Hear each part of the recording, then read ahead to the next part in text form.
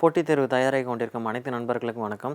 தமிழ்நாடு பணியாளர் தேர்வாணையம் நடத்தக்கூடிய தமிழ் தகுதி மற்றும் மதிப்பீட்டு தேர்வுடைய முந்தைய ஆண்டு வினாத்தாள் பார்த்துட்ருக்கோம். அதில் எந்த டாபிக்னா 17 கீழ்கணக்கு. முந்தைய வகுப்பில் வந்துட்டு பார்த்தீங்கன்னா 17 கீழ்கணக்குடைய ஸ்டார்டிங் ஒரு சில கொஷின் பார்த்துருந்தோம். அதனுடைய தொடர்ச்சியாக இந்த வகுப்பில் பார்க்கலாம். ஃபர்ஸ்ட் கொஷின், இழுக்கல் உடையொழி ஊற்றுக்கோள் அற்றே ஒழுக்கம் உடையவர் வாய் சொல். ஓகே, ஸோ இது வந்துட்டு பார்த்தீங்கன்னா ரொம்ப இம்பார்ட்டண்டான திருக்குறள். நம்ம எப்பப்பெல்லாம் நம்ம தடுமாறுறோமோ அப்பப்பெல்லாம் வந்துட்டு பார்த்தீங்கன்னா நமக்கு கை கொடுத்து ஊன்றுகோலாக இருக்கிறது வந்து பார்த்திங்கன்னா பெரியார். ஸோ பெரியவர் வந்துட்டு பார்த்திங்கன்னா பெரியவருடைய ஒரு வாய் சொல்லு தான் வந்துட்டு நமக்கு ஊன்றுகோலாக இருக்கும். இந்த இடத்துல ஊற்றுக்கோள் அப்படின்றதுக்கு ஊன்றுகோல் அப்படின்னு ஒரு அர்த்தம். ஓகேங்களா? ஸோ நம்ம வாழ்க்கையில் எப்பப்பெல்லாம் தடுமாறுறோமோ அப்போ நம்மளை கை தூக்கி விடுறது நம்ம வாழ்க்கையில் முன்னோர்கள் பெரியவர்களுடைய ஒரு வார்த்தை தான். இந்த இடத்துல இந்த குறட்பாவில் உள்ள ஓமையின் பொருளை காண்க. ஓகேவா?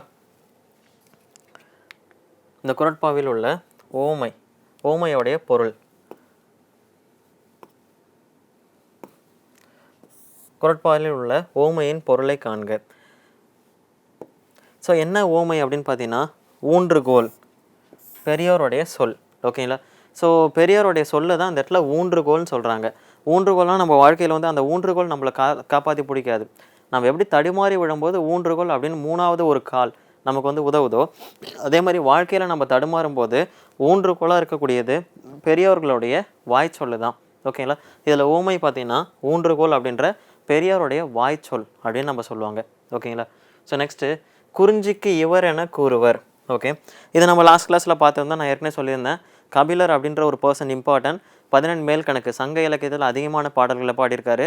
அந்த கபிலரை பற்றி புகழ்ந்து நிறைய பேர் சொல்லியிருக்காங்க அப்படின்னு நான் சொல்லியிருந்தேன். அந்த கபிலர் எந்த திணையை பாடுவதில் வல்லவர்னா குறிஞ்சி திணையை பாடுறதுல வல்லவர். ஓகேங்களா? குறிஞ்சிக்கு கபிலர் அப்படின்னே சொல்லுவாங்க. இது வந்து நம்ம 17 மேல் கணக்கு நமக்கு சிலபஸில் இருந்து தான் நமக்கு நல்லா புரிஞ்சிருக்கும். 17 மேல் கணக்கு இப்போ சிலபஸில் கிடையாது. பட் இருந்தாலும் அதில் ஒரு சின்ன சின்ன ஹிண்ட்டு மட்டும் பார்க்கலாம். இந்த கபிலர் வந்துட்டு 17 மேல் கணக்கில், ஓகே, ஸோ அதாவது சங்க இலக்கியம் சொல்லுவாங்க, 8 தொகை 10 பாட்டும் சேர்ந்தது. அதில் 8 தொகையில் ஐங்குறு 100 அப்படின்னு ஒரு நூல் இருக்குது. அதுக்கப்புறம் வந்துட்டு பார்த்திங்கன்னா கலித்தொகை அப்படின்னு ஒரு நூல் இருக்குது. இந்த 2 நூலும் வந்து பார்த்திங்கன்னா குறிஞ்சி முல்லை மருதம் நெய்தல் பாலை அப்படின்னு வரக்கூடியது. அதில் குறிஞ்சி அப்படின்ற ஒரு எஸ்பெஷலி குறிஞ்சி நிலத்தை மட்டும் பற்றி பாடக்கூடிய ஒரு பர்சன் தான் கபிலர். ஓகேங்களா? ஐங்குறு 100ல் குறிஞ்சி திணை பாடந்த கபிலர், கலித்தொகையில் குறிஞ்சி களியை பாடந்து கபிலர். அதனால தான் இவர் வந்துட்டு என்ன சொல்லணும்னா குறிஞ்சிக்கு கபிலர் அப்படின்னு சொல்லுவாங்க. ரொம்ப இம்பார்ட்டன்ட். 17 கீழ்கணக்குலேயும் இவர் இருக்கார். இனியவை 40, அதுவும் நம்ம பார்த்துருந்தோம். மொத்தம் 40 பாடல்கள். ஸோ அதில் 124 இனிய செயல்களை பற்றி சொல்லியிருக்காங்க அப்படின்னு பார்த்துருப்போம். ஓகேங்களா? நெக்ஸ்ட்டு, திருவள்ளுவ மாலையை திருக்குறளை புகழ்ந்து பாடியுள்ள புலவர்களின் எண்ணிக்கை. ஸோ திருவள்ளுவ மாலை அப்படின்னு ஒரு நூல் இருக்குது சார். ஓகேவா? ஸோ பேர்லேயே இருக்குது பாருங்கள், திருவள்ளுவ மாலை. ஸோ திருக்குறளை ப்ரமோட் பண்ணக்கூடிய ஒரு நூல் தான் திருவள்ளுவ மாலை. ஃபுல் அண்ட் ஃபுல் திருக்குறளை பற்றின பாடல்கள் இதில் இருக்கும். திருக்குறளை எந்த அளவுக்கு புகழ்ந்து சொல்ல முடியுமோ அந்த அளவுக்கு புகழ்ந்து சொல்லக்கூடிய நூல் தான் திருவள்ளுவ மாலை. ஓகேங்களா? ஸோ திருக்குறளை பற்றி புகழ்ந்து சொல்லக்கூடிய நூல் தான் திருவள்ளுவ மாலை. இந்த திருவள்ளுவ மாலையை எத்தனை புலவர்கள் பாடியிருக்காங்க அப்படின்னு கேட்பாங்க. 53 புலவர்கள். ஓகேங்களா? ஸோ நம்ம கேட்ட கேள்வி, திருவள்ளுவ மாலையை பாடியுள்ள புலவர்களின் எண்ணிக்கை 53 புலவர்கள். ஸோ திருவள்ளுவ மாலை பற்றி பார்க்கலாம்.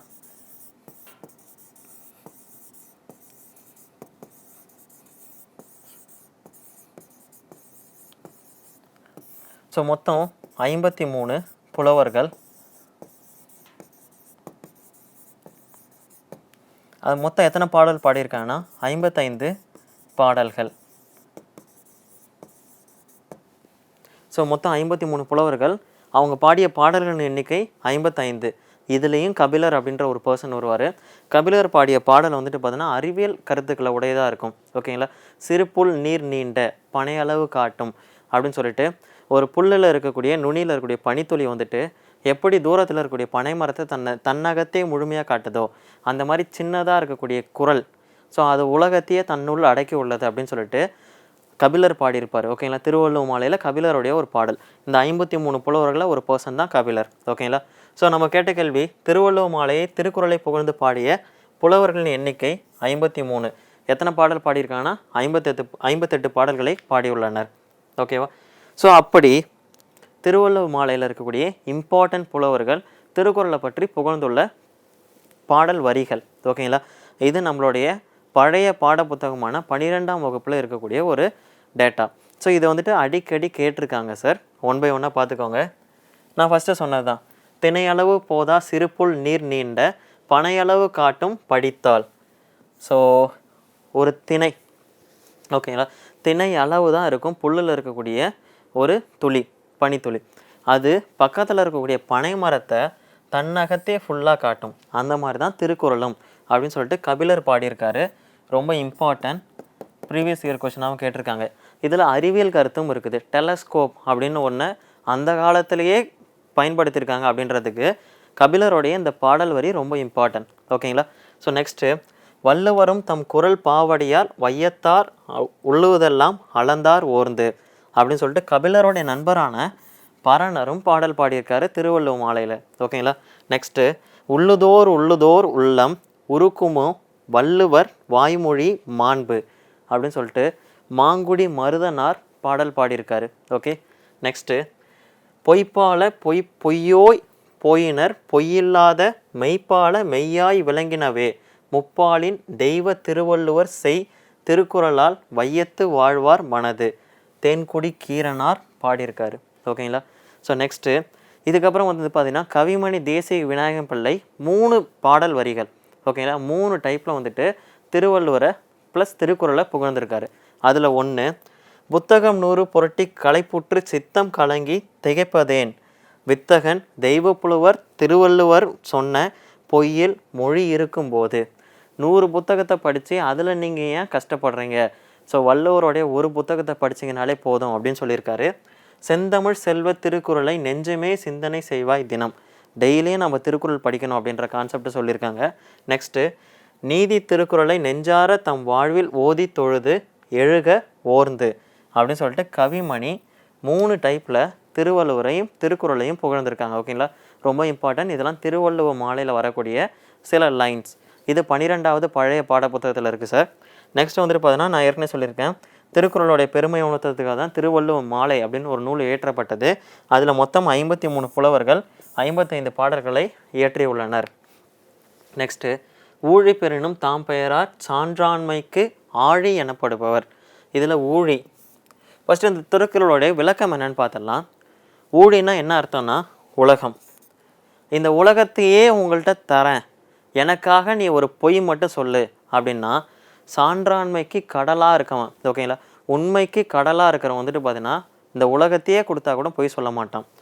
ஊழி பெயரினும் தாம் பெயரார் சான்றாண்மைக்கு ஆழி எனப்படுபவர். ஓகேங்களா?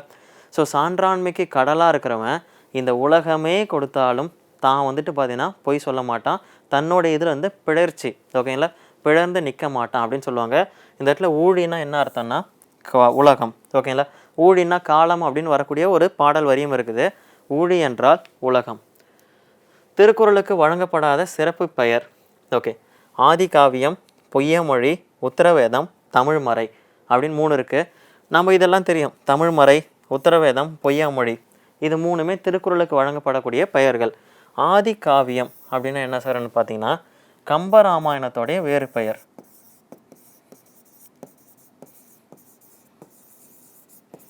ஏன் இந்த நூலுக்கு வந்துட்டு ஆதி காவியம் பேர் வந்ததுன்னா, கம்பருக்கு ஆதிக்கவி அப்படின்னு ஒரு பேர் இருக்குது.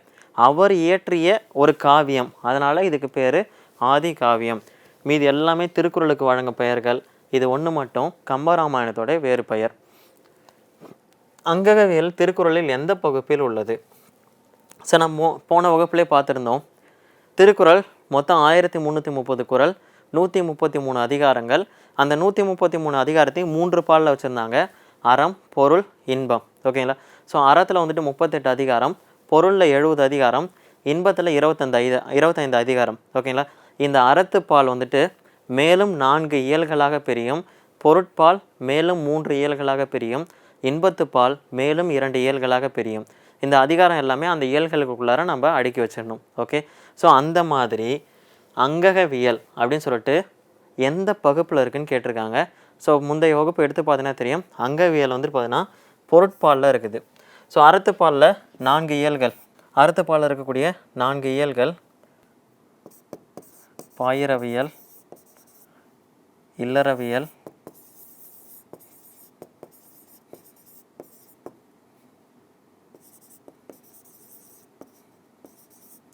துறவறம்,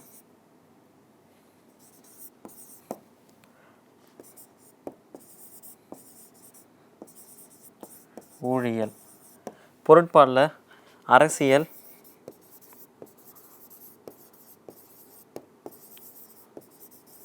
அங்கவியல்,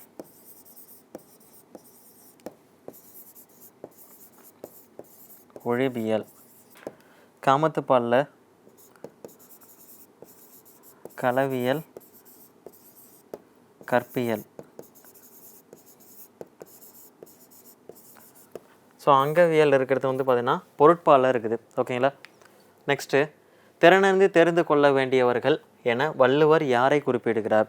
ஸோ வாழ்க்கையில் நம்ம வந்துட்டு பெரியவங்களுடைய வாய்ச்சொல் வந்து ஊன்றுகோல் போல் இருக்கும் அப்படின்னு சொல்லிட்டு போன திருக்குறளில் ஒன்று பார்த்துருந்தோம். ஓகேங்களா. நீங்கள் எப்பப்பெல்லாம் வழுக்கி விடுறீங்க அப்போ வந்து உங்களுக்கு ஊன்றுகோல் தாங்குற மாதிரி பெரியவர்களுடைய வாய்ச்சொல் வந்து தாங்கும். அந்த மாதிரியான பெரியவர்களுடைய நட்பை தேடி பிடிச்சி வச்சுக்கோ அப்படின்னு சொல்லிட்டு திருவள்ளுவர் சொல்லியிருக்காரு. ஸோ அறிவு முதிர்ச்சியுடையவருடைய அறிவில் யாரெல்லாம் முதிர்ச்சி உடையவரோ இருக்காங்களோ அவங்களுடைய நட்பை தேர்ந்து கொள்ள வேண்டிய நட்பு அப்படின்னு சொல்லிட்டு நம்ம திருவள்ளுவர் நமக்கு அறிவுரை சொல்கிறாரு. நெக்ஸ்ட், விடைக்கேற்ற வினாவை தேர்ந்தெடுத்து எழுதுக. இது இலக்கணத்தில் வரக்கூடிய கேள்வி. இங்கே ஏன் வச்சுருக்கான்னு பார்த்தீங்கன்னா நமக்கு திருக்குறள் வந்து கேட்டிருக்காங்க, அதனால் இந்த கேள்வி இங்கே வச்சுருக்காங்க. பட் இலக்கணத்தில் கேட்பாங்க, ஒரு விடையை கொடுத்துட்டு அதுக்கான கேள்வி கேட்பாங்க. நட்டனை தொழ நம்பினை நாசமே அப்படின்னு சொல்லிட்டு இருக்குது. ஸோ அதுக்கான இது வந்துட்டு பார்த்தீங்கன்னா நம் வினை நீங்க நாம் என்ன செய்ய வேண்டும். மற்ற எல்லாமே இது வருது. நட்டனை என்ன செய்ய வேண்டும் வராது. நம் வினை நம்மை என்ன செய்யும், நட்டன் யார், இது எதுவுமே வராது. ஓகேங்களா. நெக்ஸ்ட்டு, புறத்துறுப்பை எல்லாம் எவன் செய்யன் யாக்கை அகத்துறுப்பு குறளினை நிறைவு செய்க. ஸோ மொத்தம் மேலே 4 சீர், கீழே 3 சீர், கடைசியாக ஒன்று கொடுத்துருக்காங்க. திருக்குறளை பொறுத்த அளவுக்கு உங்களை கேள்வி கேட்குறது என்னென்னு பார்த்தீங்கன்னா ஒரு குறள் கொடுத்துட்டு அதனோட மீனிங் கேட்பாங்க ஒன்று. இன்னொன்று என்னென்னா குறளில் வந்துட்டு பார்த்தீங்கன்னா 7 சீர்கள் இருக்குது. அதில் ஏதாவது ஒரு சீரை வந்துட்டு நீக்கிட்டு மீதியெல்லாம் கொடுத்து அந்த சீர் என்னன்னு கேட்பாங்க. ஓகேங்களா. இல்லைன்னா ஒரு குறள் கொடுத்துட்டு இது எந்த அதிகாரத்தில் இருக்குது, எந்த இயலில் இருக்குது, எந்த பாலில் இருக்குது, இந்த மாதிரி கேள்வி கேட்பாங்க. இல்லைனா மீனிங்கை கொடுத்துட்டு கீழே குறளை வந்து கொடுத்துருப்பாங்க. ஸோ இந்த குறளில் இந்த மீனிங்க்கு பொருந்துகிற மாதிரி இருக்கக்கூடிய குறள்கள் 4, option A, B, C, D. So இந்த மாதிரி தான் திருக்குறள் வந்து கொஷின் வரும். அதில் இப்போ பார்த்தீங்கன்னா ஃபில் இன் த பிளான்ஸ். புறத்துறுப்பை எல்லாம் எவன் செய்யன் யாக்கை அகத்துறுப்பு அன்பு இளவருக்கு. ஃபர்ஸ்ட் ஆஃப் ஆல் இந்த குறளை ஃபஸ்ட்டு நம்ம மீனிங் பார்த்துடலாம். அன்பு இல்லாதவர். ஸோ நம்மளுடைய உள்ளத்தில் அன்பு இல்லைன்னா உள்ளத்தை வந்து யாராலையும் பார்க்க முடியாது. அது அகத்தின் உறுப்பு. ஓகேங்களா. புறத்தோடைய உறுப்பு நம்ம எல்லாம் பார்க்கலாம். கை, கால், கண், மூக்கு, காது, இது எல்லாமே புறத்தோடைய உறுப்பு, வெளித்தோற்றம். ஓகேங்களா. உள்ளத்தில் அன்பு இல்லைன்னா, அகத்துறப்பில் நீங்கள் அன்பு இல்லைன்னா வெளியில் இருக்கக்கூடிய அத்தனை உறுப்புகள் இருந்தும் ஒரு பயனும் இல்லை. ஓகே. உள்ளத்தில் அன்பு இல்லாதவனுக்கு வெளி உறுப்புகளால் என்ன பயன் அப்படின்னு சொல்லிட்டு திருக்குறள் கேட்டிருக்காரு, திருவள்ளுவர் கேட்டிருக்காரு. யாக்கைன்னா உடல், அகத்துறப்புனா அன்பு. ஓகேங்களா. அன்பு அகத்தில் இல்லைன்னா புறத்துறப்பு எல்லாம் எவன் செய்யன், அதனால் என்ன பயன் அப்படின்னு கேட்டிருக்காரு. ரொம்ப இம்பார்ட்டன்ட். நெக்ஸ்ட்டு, திருக்குறள் பாயிர இயலில் அமைந்துள்ள அதிகாரங்கள் எத்தனை? ஸோ இது நம்ம எல்லாத்துக்கும் தெரியும். ஓகேங்களா. ஸோ பாயிர இயல் ஃபஸ்ட்டு எந்த பாலில் வரும்னு பார்த்துக்கோங்க. அறத்துப்பாலில் வரக்கூடியது. அறத்துப்பால் மொத்தம் 38. ஸோ இந்த 38ல் பாயிரவியல் வந்துட்டு பார்த்தீங்கன்னா 4, இல்லறவியல் வந்துட்டு பார்த்தீங்கன்னா 20,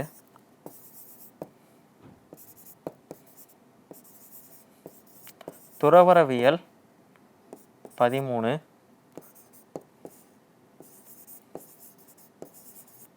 ஊழியல் 1. ஸோ இதெல்லாம் கூட்டினீங்கன்னா 38 வரும். ஸோ நம்மளை கேட்ட கேள்வி பாயிரவியல். ஓகேங்களா. ஸோ பாயிரவியலில் உள்ள இயல்களின் எண்ணிக்கை 4. ஓகே. ஸோ நெக்ஸ்ட்டு, கீழ்காணும் திருக்குறளை தக்க மேற்கோள் தொடரால் நிரப்புக. ஊழி பெயரினும் தாம் பெயரார். ஏற்கனவே நம்ம இந்த திருக்குறள் பார்த்துருக்கோம். ஸோ அதனுடைய நான் ஏற்கனவே சொல்லியிருக்கேன்ல, ஊழி பெயரினும் தாம் பெயரார் கொடுத்துட்டு மீதி இருக்கக்கூடிய லைன் கேட்குறாங்க. சான்றாண்மைக்கு ஆழி எனப்படுபவர். ஏற்கனவே நம்ம இந்த திருக்குறள் பார்த்துருக்கோம். இந்த இடத்துல ஊழின்னா என்னன்னு கேட்டிருந்தாங்க போன கேள்வியில். இப்போ என்னென்னா அந்த திருக்குறள் கொடுத்துட்டு மீதி இருக்கக்கூடிய லைன் என்னன்னு கேட்டிருக்காங்க. ஓகேங்களா. ஸோ நெக்ஸ்ட்டு, ஊக்கம் உடையான் ஒடுக்கம் பொருதகர் தாக்கற்கு பேரும் தகைத்து. ஸோ இது ரொம்ப இம்பார்ட்டண்டான திருக்குறள். நம்ம வாழ்க்கையில் எல்லாரும் கடைப்பிடிக்க வேண்டிய ஒரு திருக்குறள். ஒரு ஆட்டுக்கடா இருக்குன்னு வச்சுக்கோங்களேன். அந்த ஆட்டுக்கடா எதிரியை தாக்கிறதுக்கு முன்னாடி கொஞ்சம் அடி பின்னாடி போகும். ஸோ அது எதிரி என்ன நினச்சிப்பாங்கன்னா, நம்மளை பார்த்து பயந்து போகிறான்னு நினச்சிப்பாங்க. அது எதுக்காகன்னா, பின்னாடி போனால் தான் ஃபோர்ஸாக வந்துட்டு நம்மளோட எதிரியை தாக்க முடியும். அதுக்காக தான் பின்வாங்குது. அப்படி ஆட்டுக்கடா பின்வாங்கிறது கேவலமான செயல் அல்ல. ஓகே, நம்ம எந்த ஒரு செயலையும் செய்கிறதுக்கு முன்னாடி கொஞ்சம் பின்வாங்கிட்டு அதுக்கப்புறம் செய்யணும் அப்படின்னு ஒரு எக்ஸாம்பிள் சொல்லியிருக்காரு. ஸோ இந்த இடத்துல வந்துட்டு பார்த்தீங்கன்னா என்ன ஓமை சொல்லியிருக்காரு. ஸோ திருவள்ளுவர் நமக்கு சொல்ல வந்த கருத்தை ஒரு ஓமை மூலிமா சொல்லியிருக்காரு. அந்த ஓமை என்னன்னு பார்த்தீங்கன்னா ஆட்டுக்கடா. எதிரியை தாக்கும்போது ஆட்டுக்கடா பின்வாங்குவது வந்துட்டு பார்த்தீங்கன்னா எதிரியை ஃபோர்ஸாக தாக்கிறதுக்காக. அந்த மாதிரி நம்மளுடைய வாழ்க்கையில் நம்ம பின்வாங்கிறது வந்துட்டு பார்த்தீங்கன்னா திரும்பவும் நம்ம ஃபோர்ஸாக முன்னோக்கி ஓடணும் அப்படின்றதுக்காக தான் இந்த Thirukkural. Okay, so next, days என்ப உளவோ கருவியார் காலம் அறிந்து செயன். ஸோ இந்த திருக்குறளும் ரொம்ப இம்பார்ட்டன்ட் சார்.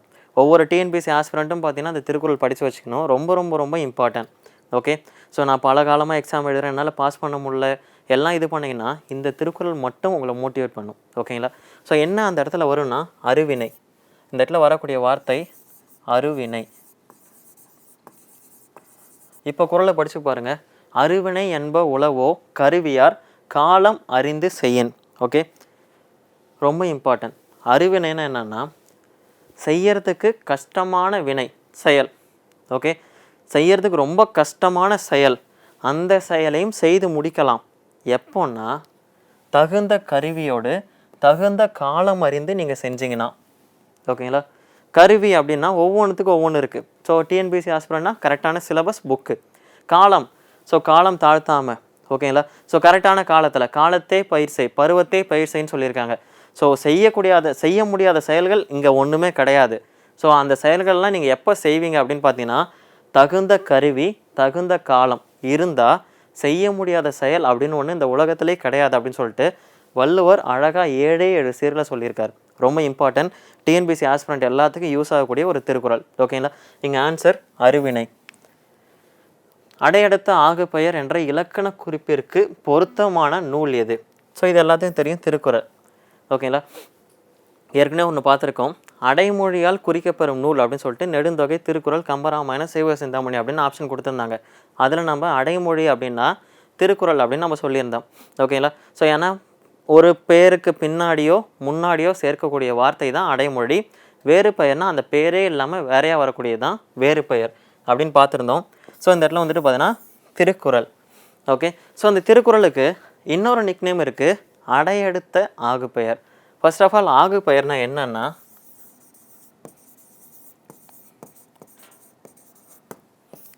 ஒரு பெயர் வேற ஒன்றுக்கு ஆகி வருவது தான் ஆகு பெயர். ஓகேங்களா? ஸோ அந்த ஆகு பெயரில் நிறைய டைப் இருக்குது. அதில் திருக்குறள் வந்துட்டு அடை அடுத்த ஆகு பெயர். ஸோ அடைமொழியால் குறிக்கப்படக்கூடிய திருவள்ளுவருடைய செயல்களை குறளில் சொல்கிறதால இதுக்கு பேர் அடையடுத்த ஆகு பெயர், அடையடுத்த கருவியாகு பெயர் அப்படின்னு சொல்லுவாங்க. ஓகேங்களா? இந்த இடத்துல கொஷினில் கருவி அப்படின்றத விட்டுட்டாங்க, அடையடுத்த கருவியாகு பெயர் அப்படின்னு கூட சொல்லுவாங்க. ஓகே, ரொம்ப இம்பார்ட்டன்ட். நெக்ஸ்ட்டு, தீதின்றி வந்த பொருள் எவற்றை ஈனும். ஸோ தீங்கு இல்லாமல் நீங்கள் பொருள் சேர்த்தீங்கன்னா அந்த பொருள் உங்களுக்கு என்னென்னலாம் தரும், யாருக்கு ஒருத்தவங்களும் துன்பம் தராமல் நல்வழியில் நீங்கள் பொருள் ஈட்டினீங்கன்னா அந்த பொருள் உங்களுக்கு அறத்தையும் இன்பத்தையும் தரும். ஓகேங்களா? அறனீனும் இன்பமும் ஈனும் தீதின்றி வந்த பொருள் அப்படின்னு ஒரு திருக்குறள் இருக்குது. ஓகேங்களா? ஸோ நீங்கள் எந்த ஒரு தவறு இல்லாமல் ஒரு பொருள் ஈட்டினீங்கன்னா அந்த பொருளால் உங்களுக்கு அறமும் கிடைக்கும் இன்பமும் கிடைக்கும். ஓகே, ரொம்ப இம்பார்ட்டன்ட். நெக்ஸ்ட்டு, மனைக்கு விளக்கம் மடவார், மடவாள் தகைக்கு தகைசால் புதல்வர். இப்பாடல் வரியின் ஆசிரியர் யார்? ஓகே, ஸோ ரொம்ப இம்பார்ட்டன்ட். இந்த பாடல் வரி ரொம்ப ரொம்ப ரொம்ப இம்பார்ட்டன்ட் சார். எழுதுந்து யாருன்னா விளம்பி நாகனார். நான்மணி கடிகள் எழுதியிருக்காரு. மனை அப்படின்னா என்ன அர்த்தம்னா வீடு. ஒரு வீட்டுக்கு விளக்கம் வந்துட்டு பார்த்தீங்கன்னா அங்கே இருக்க பெண்மணி. அந்த பெண்மணிக்கு யாருன்னா தகைசால் புதல்வர்கள். அந்த புதல்வருக்கு என்னன்னா கல்வி. அந்த கல்விக்கு என்ன வேணும் அப்படின்னா நல்ல ஒழுக்கங்கள், நல்ல எண்ணங்கள். ஓகேங்களா? வீடுன்னா பெண்.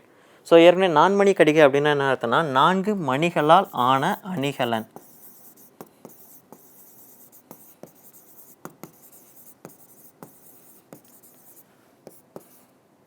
நான்கு மணிகளால் கடிகைனா அணிகலன். கடிகையோட இன்னொரு நேம் துண்டு. இதுவும் ப்ரீவியஸ் இயர் கொஷின். துண்டு என்ற அடைமொழியால் அழைக்கப்படும் நூல் என்னன்னு பார்த்தீங்கன்னா நான்மணி கடிகை. 4 மணிகளால் ஆன அணிகலன். 4 மணி என்னன்னு பார்த்தீங்கன்னா முத்து, பவளம்,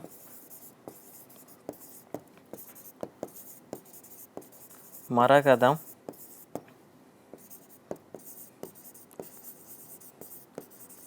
மாணிக்கம். ஸோ இந்த 4 மணிகள், ஸோ இதை தனித்தனியாக நீங்கள் அணிஞ்சிங்கனாலே எவ்வளோ அழகாக இருப்பீங்க. இந்த 4 மணியும் ஒன்றா சேர்த்து ஒரு அழகான மாலையாக போட்டிங்கன்னா எவ்வளோ அழகாக இருக்குமோ, அதே மாதிரி ஒரு செயலில் இருக்கக்கூடிய 4 அறக்கருத்துக்கள் உங்கள் வாழ்க்கையை அழகாக்கும். ஓகேவா? ஸோ அதில் தான் இப்போ சொல்லியிருக்காங்க, ஒரு வீட்டுக்கு முக்கியம் பெண், அந்த பெண்ணுக்கு முக்கியம் தன்னுடைய புதல்வர்கள், அந்த புதல்வர்களுக்கு முக்கியம் கல்வி, அந்த கல்விக்கு முக்கியம் அந்த புதல்வர்கள்ட்ட இருக்கக்கூடிய நல்ல எண்ணங்கள். ஸோ இதான் சொல்லியிருக்காங்க நான்மணி கடிகையில் விளம்பி நாகனார். ஓகேங்களா? ரொம்ப இம்பார்ட்டன்ட் நூல் நான்மணி கடிகை. திருக்குறளை ஆங்கிலத்தில் மொழிபெயர்த்தது ஜி.யு. போப். ஓகேங்களா? ஸோ அதே மாதிரி நாலடியாரை ஆங்கிலத்தில் மொழிபெயர்த்தது ஜி.யு. போப். ஜி.யு. போப் மொத்தம் 17 கீழ்கணக்கில் வேறு எந்த நூலையும் ஆங்கிலத்தில் மொழிபெயர்க்கல. 2 நூல், திருக்குறள், நாலடியார். ஓகேங்களா? இது 2த்தை மட்டும்தான் ஆங்கிலத்தில் மொழிபெயர்த்தார். அதே மாதிரி ஜி.யு. போப் நான்மணி கடிகையில் மொத்த பாடல் வந்துட்டு பார்த்தீங்கன்னா 104 பாடல். இதில் 2 சாங், ஓகேங்களா, 2 பாடலை ஆங்கிலத்தில் மொழிபெயர்த்திருக்காரு ஜி.யு. போப். ஸோ அந்த 2 பாடல் என்னென்னா 7th சாங், 100th சாங். 7ஆம் பாடல் 100ஆம் பாடலை ஜி.யு. போப் ஆங்கிலத்தில் மொழிபெயர்த்திருக்காரு. ஓகேங்களா? ஸோ அவர் படித்ததுலேயே அறநூல்களில் திருக்குறள், நாலடியார் இதை ஃபுல்லாக மொழிபெயர்த்திருக்காரு. ஆஃப்டர் தட் வந்துட்டு பார்த்தீங்கன்னா நான்மணி கடிகையில் மொத்தம் 104 பாடல்கள் இருக்குது. அதில் 7வது பாடலையும் 100வது பாடலையும் ஆங்கிலத்தில் மொழிபெயர்த்திருக்கா. அப்போ எவ்வளோ இம்பார்ட்டன்ட் நூல்னு பார்த்துக்கோங்க. ஸோ ரொம்ப இம்பார்ட்டன்ட். நெக்ஸ்ட்டு, கனிமேதாவியார் எந்த சமயத்தை சார்ந்தவர்? ஸோ இவர் சமண சமயத்தை சார்ந்தவர். கனிமேதாவியார் ரொம்ப இம்பார்ட்டன்ட் பர்சன் சார். ஒட்டுமொத்தமாக வந்துட்டு பார்த்தீங்கன்னா 17 கீழ்கணக்கில் 18 நூல் இருக்குது. இது நம்ம எல்லாத்தையும் தெரியும். 18 கீழ்கணக்கு, 18 சிறிய நூல்கள். ஸோ அந்த 18 நூல்களில் அறநூல்கள் 11, அகம் சார்ந்த நூல்கள் 6, புறம் சார்ந்தது 1. ஸோ மொத்தம் 18 நூல். ஓகேங்களா? இதில் நமக்கு அறநூல்கள் தான் சிலபஸ். இது நம்ம ஃபுல்லாக பார்த்துட்ருக்கோம். இந்த அகமும் புறமும் நம்ம சிலபஸில் கிடையாது. இந்த அகநூல்களில் 6 நூல்களில் ஒரு நூல் இருக்குது, திணை மாலை 150 அப்படின்னு ஒரு நூல். இந்த அகநூல்களில்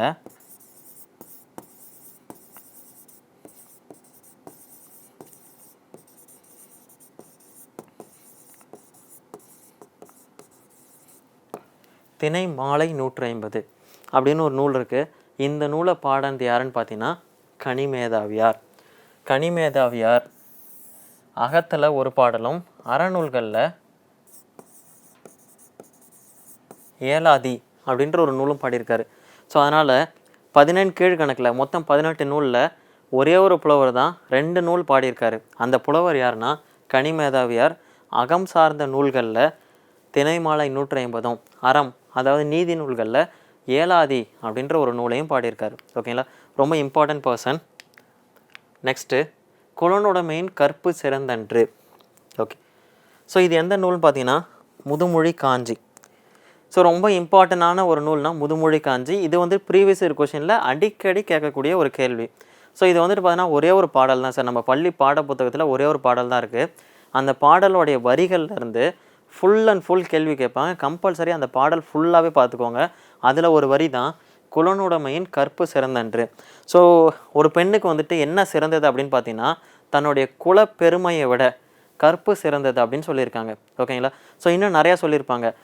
சுற்றாரோடு வாழ்கிறது தான் சிறந்தது, எவ்வளோ பணம் கொடுத்தாலும் பொய் சொல்லாமல் இருக்கிறது தான் சிறந்தது அப்படின்னு சொல்லிட்டு 10 அறக்கருத்துக்களை சொல்லுவாங்க. அதனால தான் இதுக்கு என்ன நிக் நேம்னா சிறந்த 10. ஸோ முதுமொழி காஞ்சி பற்றி பார்த்துடலாம். ஹிண்ட்டு,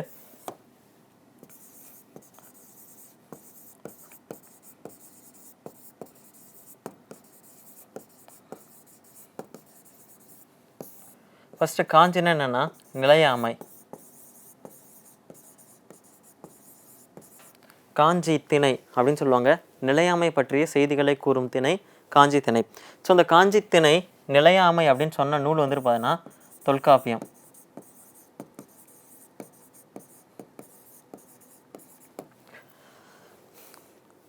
ஒவ்வொரு இலக்கண நூல் தான் வந்துட்டு பார்த்தீங்கன்னா இலக்கியத்துக்கு நமக்கு ரூல்ஸ் அண்ட் ரெகுலேஷனை வகுத்திருக்கும்.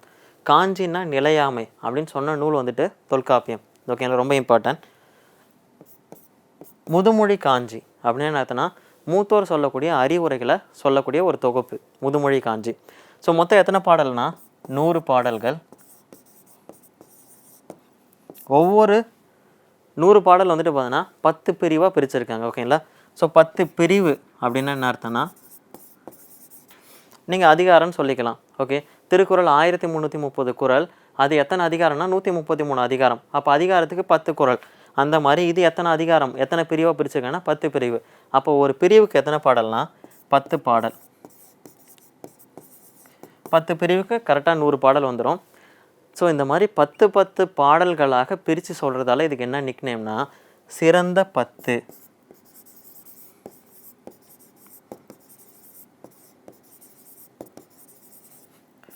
சிறந்த 10 அப்படின்னு இதுக்கு ஒரு நிக்நேம் இருக்குது.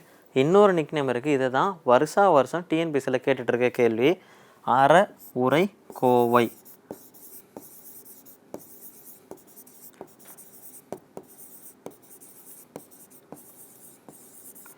ரொம்ப இம்பார்ட்டன்ட் சார். அற உரை கோவை இதுவும் இதனுடைய வேறு பெயர். ஓகே, முதுமொழி காஞ்சியோட வேறு பெயர் சிறந்த 10, இன்னொரு வேறு பெயர் அற உரை கோவை. சிறந்த 10ன்னு ஏன் சொல்கிறேன்னா 10 அறக்கருத்துக்களை சொல்லக்கூடியதால் சிறந்த 10. ஸோ அற உரை கோவை அப்படின்னு ஏன் சொல்கிறேன்னா அறத்தை சொல்லக்கூடிய தொகுப்பு. கோவை என்றால் தொகுப்பு. நம்மளாம் கோர்வை அப்படின்னு பார்த்துருப்போம். ஓகேங்களா, கோர்வைனா கோக்கிறது. கோர்வை என்றாலும் கோவை என்றாலும் ஒன்று தான். கோவை என்பது எழுத்து வழக்கு, கோர்வை என்பது பேச்சு வழக்கு. ஓகேங்களா, ஸோ கோவைனா ஒன்றா கம்பைன் பண்ணி தரது. அற உரை கோவை அப்படின்னா என்ன அர்த்தம்னு பார்த்தீங்கன்னா அறத்தை சொல்லக்கூடிய தொகுப்பு. ஸோ இது அறம் சார்ந்த நூல் தான். அறத்தை சொல்லக்கூடிய தொகுப்பு அப்படின்னால இதுக்கு என்ன நிக்நேம்னா அற உரை கோவை. ஓகேங்களா, ரொம்ப இம்பார்ட்டன்ட். ஸோ இதை பாடல் யாருன்னா மதுரை கூடலூர் கிழார். ரொம்ப இம்பார்ட்டன்ட் பர்சன், மதுரை கூடலூர் கிழார்.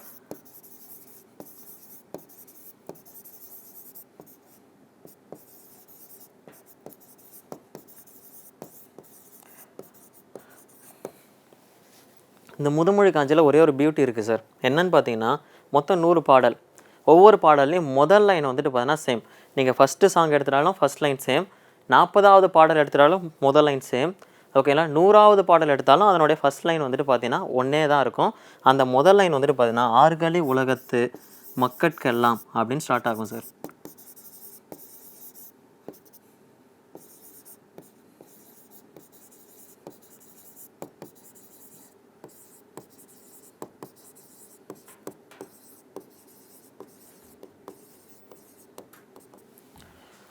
ஸோ இது ரொம்ப இம்பார்ட்டன்ட். ஓகேங்களா, முதுமொழி காஞ்சி நிறைய டைம் வந்துட்டு பார்த்தீங்கன்னா உங்களுக்கு ப்ரீவியஸ் இயர் கொஸ்டினாக கேட்டுட்ருக்காங்க.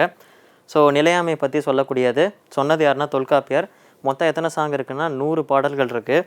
அது 10 பிரிவாக பிரிச்சிருக்காங்க. அதனால் இதுக்கு நிக்நேம் சிறந்த 10. ஸோ இதை வந்துட்டு அறவுரை கோவை அப்படின்னு சொல்லுவாங்க. இதுதான் அடிக்கடி டிஎன்பிசியில் கேட்ட முந்தைய ஆண்டு வினாத்தாள். ஓகேங்களா, இதை பாடந்து யாருன்னா மதுரை கூடலூர் கிழார். ஆர்கலி உலகத்து அப்படின்னு சொல்லிட்டு எல்லா பாடலில் இருக்கக்கூடிய லைனும் முதல் லைன் இது தான். ஓகேவா, ஸோ இது வரைக்கும் பார்த்தீங்கன்னா 17 கீழ்கணக்குடைய முந்தைய ஆண்டு வினாத்தாள் பார்த்துட்ருக்கோம். ஸோ மீதி இருக்கக்கூடிய வினாத்தாள் வந்துட்டு அடுத்த வகுப்பில் பார்க்கலாம். நன்றி, வணக்கம்.